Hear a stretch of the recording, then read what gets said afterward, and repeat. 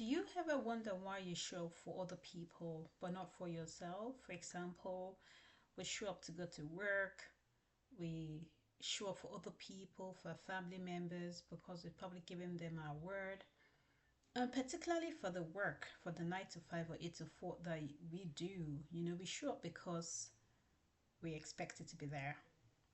So the goal is to be at work so that we can achieve an outcome being to be paid, to get your salary at the end of the day, because there's some contract in there.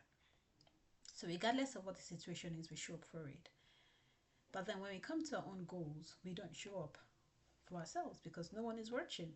No one is expecting you, quote unquote. No one is expecting you to be there. So whether you show up or not, it really doesn't matter.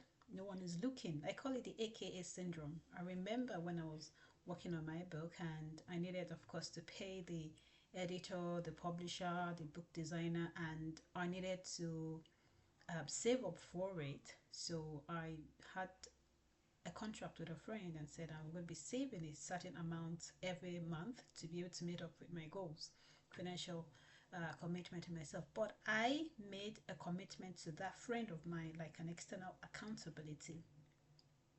So why is it important to answer this question? Because if we see ourselves succeeding in an area, then we want to know why we're succeeding and we can transfer that strategy into other areas. So why are we showing up at work?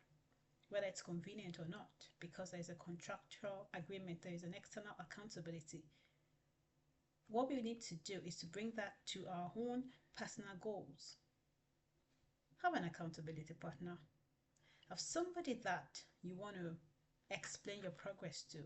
Tell them how you're going on a daily, weekly basis.